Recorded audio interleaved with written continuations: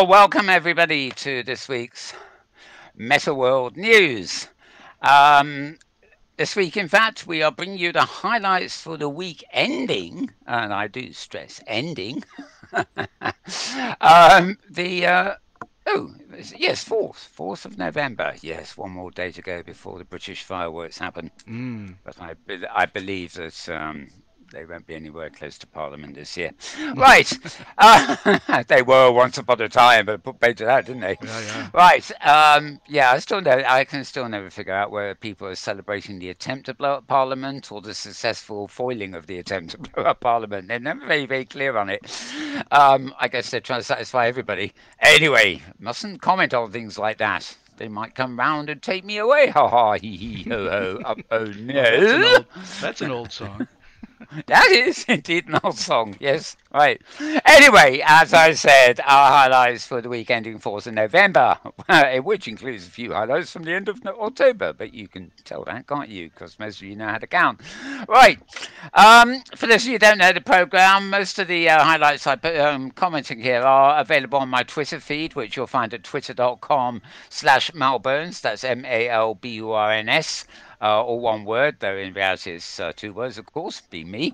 And we've got another feed there too, which is twitter.com/Metaworld News, as in the, again, one word, but as in the name of this show. The difference between them, well, the Metaworld News feed is more about inhabited social worlds, social media on the 3D web kind of thing, or places, spaces, as opposed to pages.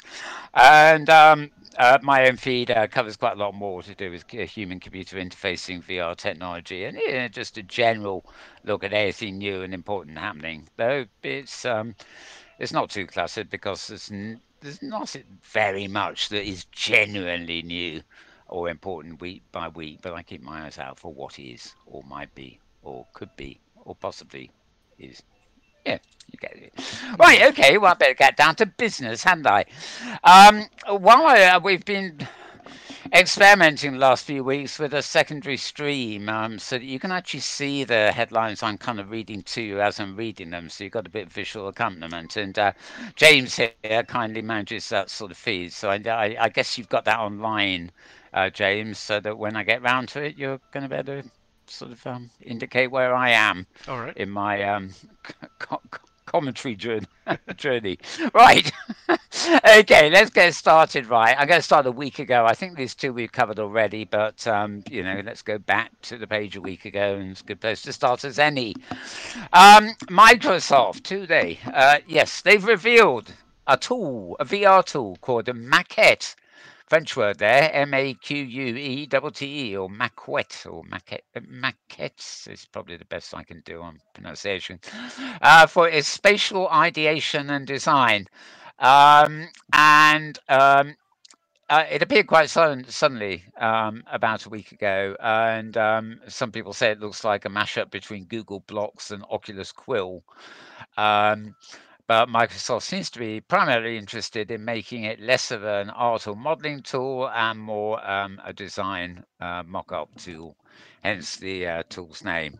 So, as you can probably see from the inset photograph there, I'm not zooming in or anything today, I'm afraid.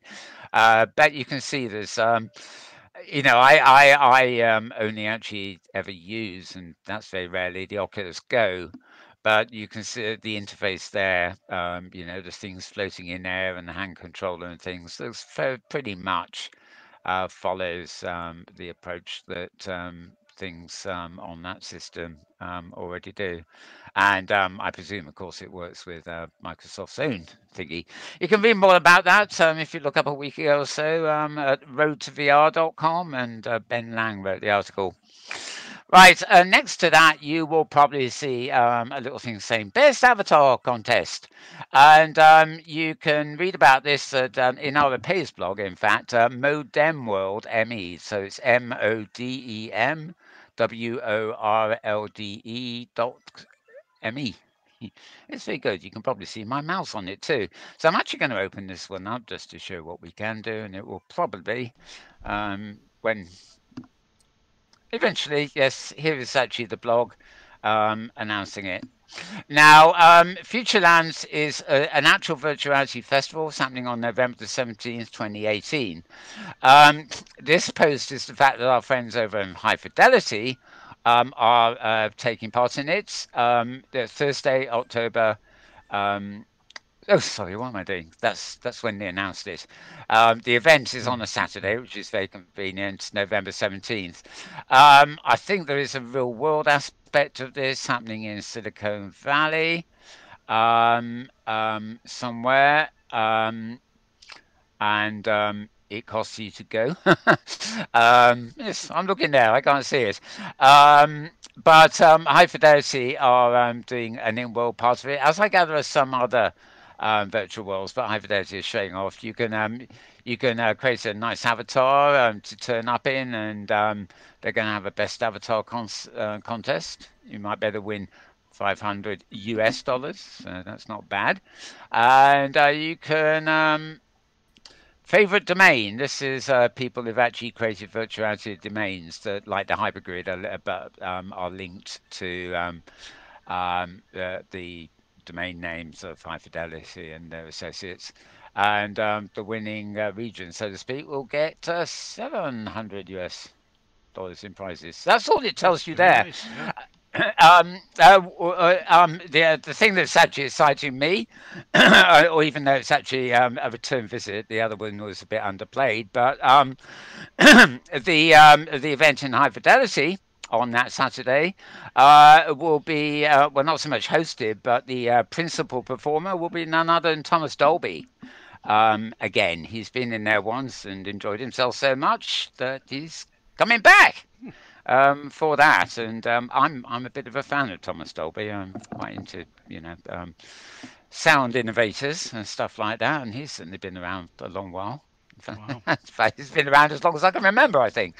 So if you want to actually see the avatar person of Thomas Dolby in the flesh, you know, bump chests or whatever you want to do, or stick your hand out to friend in. But yeah, it could be good. I mean, High Fidelity is one of those very natural places where people go off into there's a lot of noise and you can't hear yourself, so people tend to go off into corners on their own and have small conversations. So you just follow Thomas Dolby, don't you? Anyway, when he's not on stage, you won't be allowed to do it then. Right, I'm going to head back there, having showed off my bibs and bobses here. And reminder that at the beginning of December, the OpenSync Community Conference is coming up. This is an old picture, and it features a keynote by our old friend Maria Goroloff, who will not be there this year, but it's all my fault for turning the wrong page. I went forward instead of back. Right. Yep, this is where we want. Fundamental VR partners with Mayo Clinic to develop VR surgical simulation and raises 1.1 million US dollars in financing. Another post at roadtovr.com. Not really much to say about that, as you can probably tell. It hasn't even got a picture. Shame on them.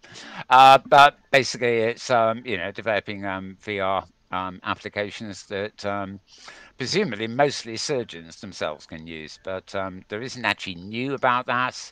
It's simply that various different people are working on systems and various different people are getting finance to do so, as it were. Somewhere down the line, it might sort of even out a bit and we'll know who's the real leader there. Right, voicesofvr.com. The big picture on this screen is actually Jerem. No, sorry, that's somebody else's quote he's got up there. The chap you see there is Cosmo Sharf, and he is the co-founder of Virtuality Los Angeles. And he's talking about some of the deepest levels of our current socio-political and economic context, and how VR and AR can teach us that our beliefs and perceptions of reality are dot dot dot. Do I want to open it? No. But anyway, it's a nice long podcast. You find it at voicesofvr.com. You can usually find it on some of the other VR sites as well. They tend to embed it. This was number 710, and it was 6 days ago, which I guess would have been Monday. See, I'm good at mathematics. I'm less good at flipping the pages in the right direction, aren't I? There we are. Right. No, this is quite big news 5 days ago. This is a post at ryanschultz.com. That's ryanschultz.com. Author Ryan Schultz, nonetheless. It's been featured all over the place too. Um, I'm not going to comment here. It does make me wonder whether Sansar is on somewhat unstable ground. Um, Basically, they're dropping their currency from and the in-world Sansar currency thing, Sandex, the bank as it were, and they're moving the whole platform to Steam, which is very popular, so the gamers platform. They're having to rebuild a lot of the back end of Sansar in order to do this. And there has been some talk that although they're doing a grandfather offer, that for a very short time indeed, some of the people they've been talking into creating for Sansar all this time, with products to sell and stuff, may actually start losing out because when they move to Steam, they have to adopt the exchange rate to the American dollar that's used by Steam and not the one that they used themselves when they created the Sansar currency. So major hiccup in the mechanics. Clearly, the intent here, um, concurrency on Samsung is not good. I think it's fair to say all the independent reports that don't come out of Linden Lab are not showing very good figures, despite the fact that they keep teaming up with esports and Hollywood and all sorts of these things to get people in. But does anybody really want to just go and lurk around and experience and say, oh, yes, jolly good, and pop out again? That's not how to keep people in your platform. Even if you get a few of them visiting for a particular thing, it's like advertising your website when you've got a concert on. Once the concert's over, who goes back? Probably nobody. So who knows what's happening there? But Steam, of course, will possibly bring Sansar a lot more customers, as it were. On the other hand, just because it's a popular platform and it's big does not mean that it will. I mean, there are plenty of things that have got themselves on Steam that aren't particularly popular and may not be on there for that much longer. It gives them an opportunity to reach and tell a wider audience that they're there. Whether they can maintain traction when they're relying on Steam, I don't really know. The only advantage to Steam, of course, is that when you view things through Steam, you really go to Steam to view them, and you don't, so long as you've got the Steam client on your computer, you don't need to download your Firestorms or your Samsung viewers. So I get confused, aren't I? To actually get in there. So one way or another, it's changed all round. So I think really we're just going to wait and see what happens. But anyway, that news broke 5 days ago, and clearly there's going to be some major changes happening with Sansar. Right. To the right of that, we've got a pretty long-haired girl in your average headset. Gosh, it is so trendy to have yourself photographs like that, isn't it, these days? Creating a virtuality office building for telecommuters, indeed. This is at Video Conferencing Daily, not virtual conferencing, Video Conferencing Daily. All one big long word, that is. Video Conferencing Daily.com. And no, I'm not going to spell every single letter of that one for you. Come on, you know how to do it. Right. Yes, exactly. IMAX are those wonderful theatres that have almost vertical seating and you're in the face of the cinema and stuff. But they've been experimenting with VR experience centres in New York and I think a few other places too, with the big rush to VRise everything. Anyway, they're shutting it down now. No new VR investment in 2019 from IMAX. Um, Basically, hopes of bringing movie-going crowds, high-quality VR games, and brand engagement experiences for people like Star Wars. But they've now shut down their last remaining new location, and they won't be investing any more money into it. Gosh golly! Well, I mean, some people will jump in very quick into something new. I mean, at the moment, VR is at a certain state, and it's in a lot of different states. In fact, there's no uniformity there. I mean, to develop on that scale. Um, is probably not particularly wise. You know, arcade game machine type out of home VR experiences are probably something that will take off in a smaller or greater way. But IMAX cinemas, no, I don't really think so. Mm. But you know, you don't know till you try, as they say. Yeah, yeah. Right. Now, here's a brilliant piece of news. It's called 404 Page Not Found. I have no idea where that one came from. posted, posted by me 2 days ago. However, I also posted 3 days ago another voicesofvr.com weekend by. This is number 711. Um, God, that's an awful lot of podcasts now. Political philosophy as game design, resolving paradox and confusion with play.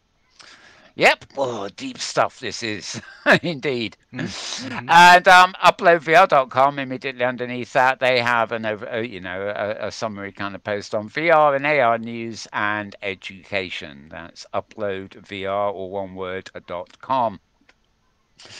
Glimpse, truly useful augmented reality is coming, but we're not ready. This is just sort of kind of interesting. Um, because it's at a site called futurism.com. That's futurism.com. And it's all in the title there, really. They're saying that, the augmented reality is coming and it's going to be truly, truly useful, blah blah, and they're also saying we're not remotely ready for it. Which is what you call. I think that's what you call an article with a reasonably fair balance. In other words, it's got the two extremes sort of in the title alone. Anyway, good read, good read. Futurism.com is a good site to be reading stuff at, to be honest. All right, flipping the wrong way again. Now you can see all this behind the scenes activity and why I get so flustered when I turn my mouse wheel the wrong way. Yeah. Right. Yes, indeed, says James, laughing. Right, Google have been awarded a patent for using eye tracking to detect expressions in VR. This is a post here on the right, no picture at digitaltrends.com. That's digitaltrends.com. And Google Glass may have not been the smash hit that Google wanted, but that doesn't mean the company isn't still working on building better augmented and virtual reality technology. And as part of that exercise, they apparently have a kind of patent on, not on eye tracking per se, but a particular kind of eye tracking that is designed to detect expressions in VR. That's an odd. Um, I presume it's to track your eyes so that you can project your own expressions into VR.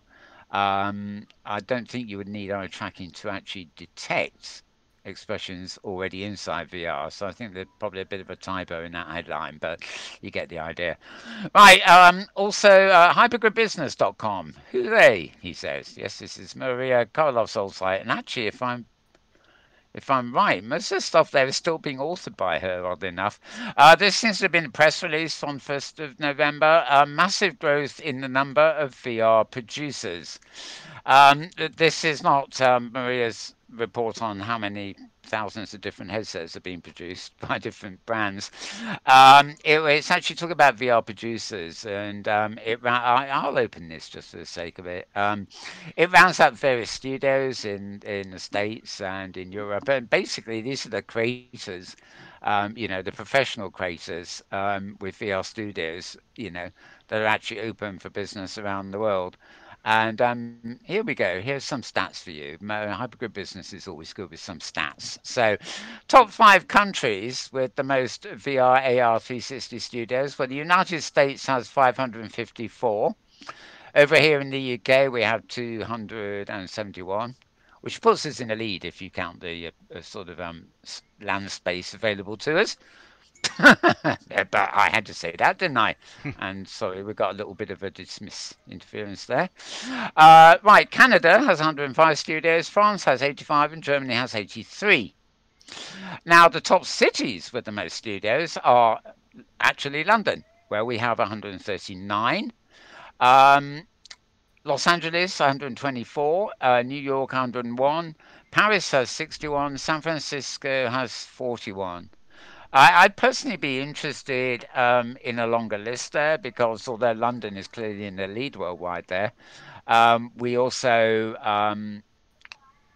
well, we've only got 50 left to go on that, haven't we? But Brighton, which is south of London on the coast, is actually a very big technological centre. And I know for a fact a lot of VR companies are actually based down in Brighton. But anyway, London is number one. So I shall just preen myself and fluff up my feathers as a Brit and say, gosh golly, what, how good.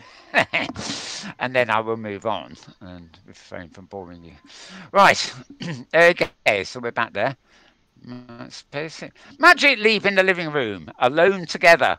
Right, this is a post at engadget.com, engadget.com, and it's basically a sort of review of Magic Leap or a look at Magic Leap. It's hard to tell really. The thing's so damned expensive. You're not really talking about some consumer review here. It's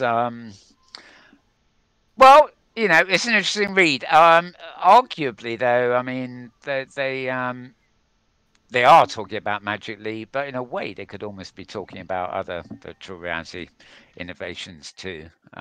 So, if it interests you, basically. And there we are. We're out of there. We're back, or are we? I think I may. I think I've done my normal. What's it again? What did I do? What did I do wrong? This, for those of you who are wondering what's going on here, this is Flipboard. Indeed, it is Flipboard. And okay, well, before I go back, I'm going to flip to Metaworld News's thing here, which hopefully is going to load. Yes, there we are. Um, I'm just going to try an experiment here. This actually on our Twitter feed. This is actually a video. You can see it here. I don't think you'll be able to hear anything there is. But this is a firework display that happened a few days ago on the Discovery Grid, which is on the hypergrid, of course, and stuff like that. As you can see, there's a whole load of people waiting. Oh yes, there they are waiting, and now the fireworks come. And you're hearing it through my microphone, but isn't it? This is the magic of virtual worlds. They've even got a budget fan delivery there. And some little person dancing here. And fireworks and fireworks. So I couldn't really resist showing you that, could I? Because let's face it, oh, it doesn't want to close anymore. Oh, yes, maybe it does. Tomorrow is, of course, bonfire night, as we call it, or Guy Fawkes night here in the UK, which I mentioned earlier, so I don't need to do it again, really, do I? Right, sorry, I'm going to have to go back to that, and what I need to be doing is flipping the page. There we are. Now, this is another wonderful video, actually, coming up here. This remember Art Blue has the immersive and the biennial thing going on. Well, I think it's Wizard Oz Chrome made this wonderful video. If it's yes, it is Wizard Oz Chrome. I still have no idea how I'm meant to make it go big. It's a half page, living in a coded world. It's quite a long one. It's about 10 minutes long. You'll find it on the feed anyway.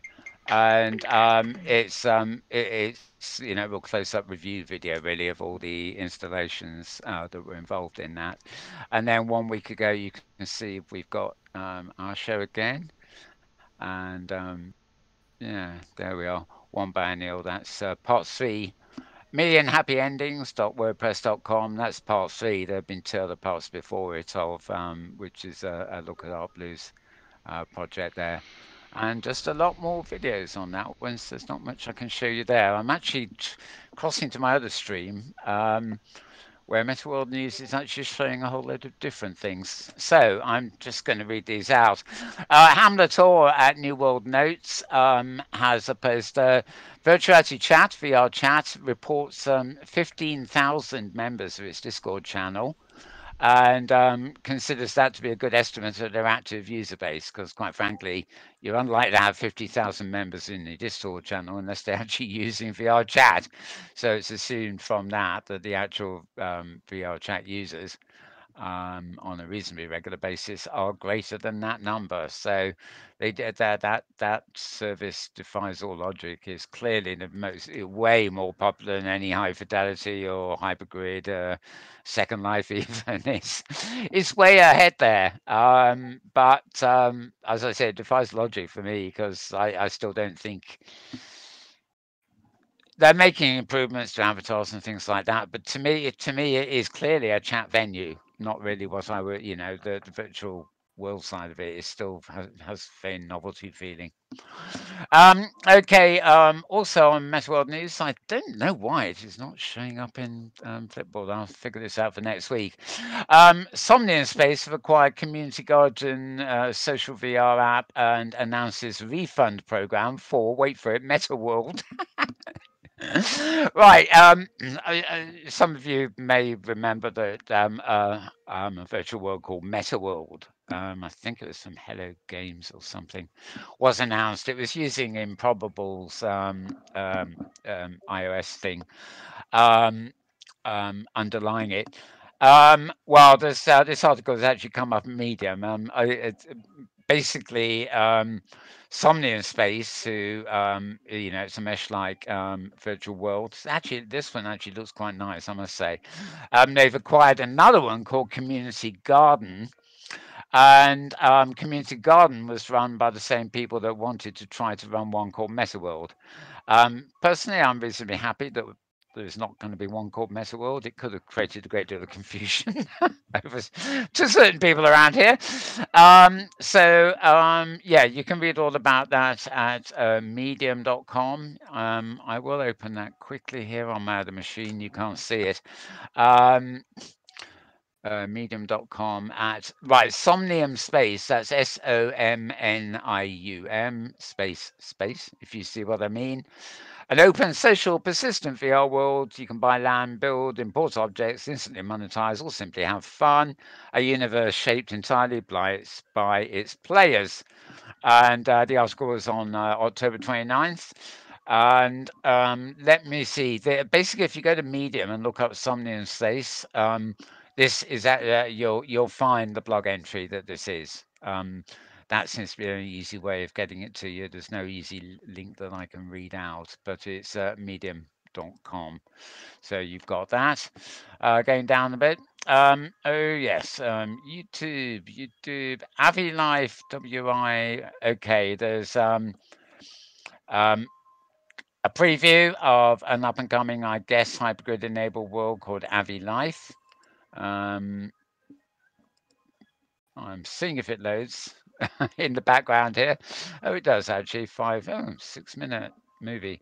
Right. Oh yes. No, I think I'm wrong. I don't think this is OpenSim in any way. It looks more meshy, um, as opposed to messy.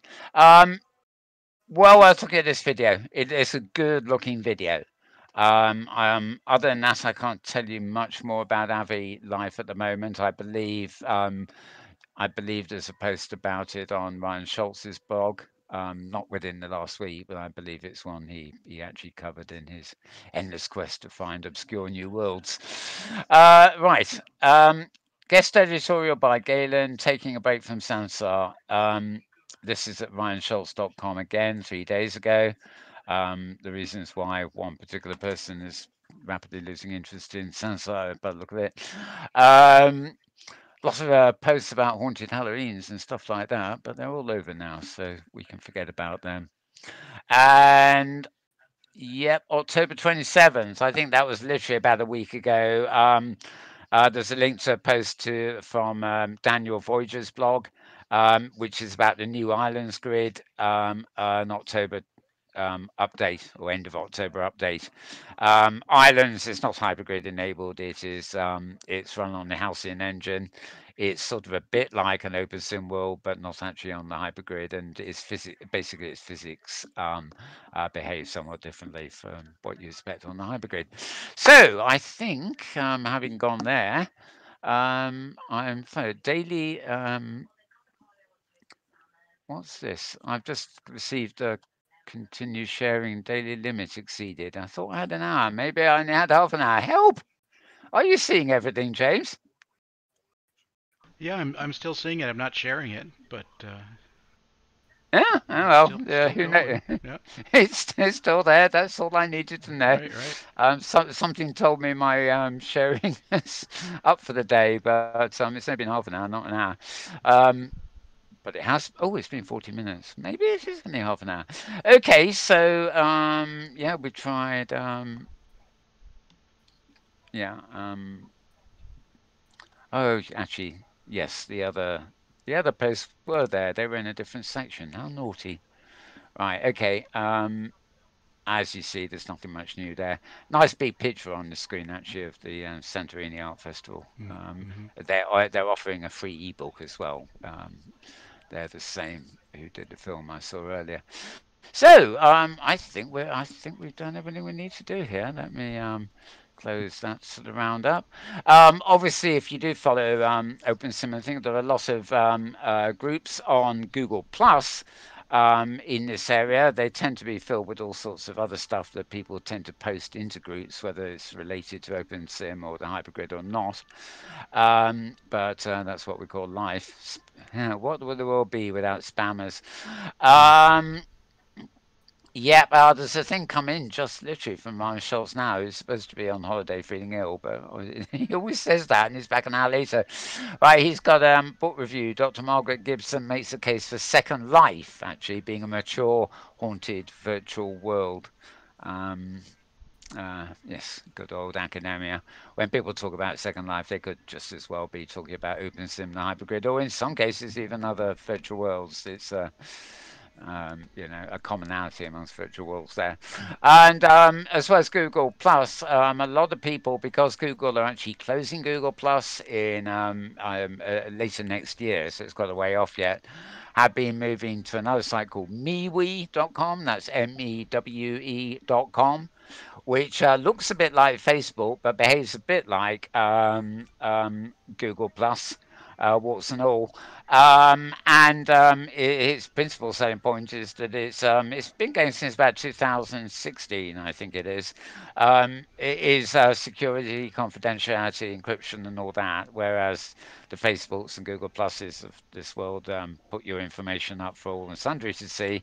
If you join me, where you have a lot more control over. Actually, you don't seem to have a great deal of control over what you see, but you do. But you can't link out and link in as such easily yet, which means that you're sort of secure within that little online fraternity, so to speak. And there's quite a lot of people there. Um, Non-profit Commons have opened a group there for one. I have a Metaworld group there. We've just opened one for the Open Simulator Community Conference. There's also an event page for that at MeWe. OpenSim Virtual, which is a popular G Plus group, have the equivalent over there, as do quite a few grids and 3D content sites and stuff like that. I'm not going to read them all out to you. There's plenty of them there anyway. And yes, I'm just clicking on buttons and get reminders to install something I've uninstalled. Isn't that nice? Mm. Right. Goodness. Anyway, that's my little roundup there. So, James, I'm sure somewhere in there something sparked an interest from you, or Uh, maybe not. no, no, I was focusing on the screen leap. So, Oh, right, right. which you can't really see at the moment. There's Yep. nothing on it anymore. Um, no, I'm sorry. I'm bereft of any comment today. Yeah. Oh, it's not all, sometimes there's massive news and nothing worth commenting on. It's just a delivery system, really, isn't it? Yeah, other than Um, the work for the conference, the Open Simulator Community Conference coming up, with yeah, in 4 weeks, is it? Well, it is, yeah, it's the 8th and 9th of December. So Yeah, given that yeah. we are now in, I guess this. Oh, hang on. I reckon it's 5 weeks today, or Okay. rather 5 weeks yesterday and today, if you see what I mean. So a little less panic So then. That's good. yeah, I don't think it's four. It's scary though. It feels like 4 weeks because beginning of December, beginning of November, you think Yeah. you think like that, but it's definitely getting near. And but I can tell folks that behind the scenes the agenda has been compiled. In other words, all the proposals have been come in. There've been a few late ones since. But basically, the whole 2 days of presentations has been sorted out, and the only holes in the proceedings are things like my panels, where I've got a slot for my panel and a hole in the panelist bit. Hmm. Yes, yeah, so it's sometimes the least obvious people that are behind on these things. Anyway, it's time for me to haul ass, as they say, and get to work on And them. get it finalized. No, Yeah. they are, yeah, they're provisionally sorted out. So, yeah, fun and games should be had by all. And of course, it's in the lead up to the holiday season, and goodness knows what else by then. Yeah. Um, yep, and I'm actually very looking forward to the one that VR day, the High Fidelity are taking part in, amongst others. I want to be there for Thomas Dolby. Sure. But and this is Saturday, so convenient day. It could be oversubscribed, but Mm-hmm. Mm-hmm. I mean, high fidelity shouldn't have any problem. I mean, I've been going to load tests, and there's more. It's over 400 people have been in a single region quite comfortably. So that compares rather favourably with any kind of open sim world, um, Second Life world, Yeah. any Samsar world. And I think that compares favorably with ScienceBase too. I think ScienceBase can achieve that by sharding, um, but whether they can get that many in a single region without sharding, I don't know. Hmm. So it's quite a curious. It's a major feat. So you could obviously it's another reason why you're able to bring name performers in, because you can at least tell them, well, you can get 500, 500 of your fans in if you want, and that's no longer trivial. Yeah. Yeah. It's not like hanging out in a bar in Second Life and worrying that you're going to crash after the 20th person arrives. Mm-hmm. So yeah. Anyway, okay, well, I think that's it from us this week. We can get the hell out of here and go and collapse or take care of our house or whatever we got to do. Eh, Right. Right. James? Yeah. Yeah. So, yes, we will be back, of course, next week. But meanwhile, it's goodbye from him. And it's goodbye from him. And that says it all, really, doesn't it? We will return, same time, same place next week with another handful of headlines or handful of highlights or any more H's? Okay, another handful of stuff. Okay, we'll see you then, everybody. Bye for now.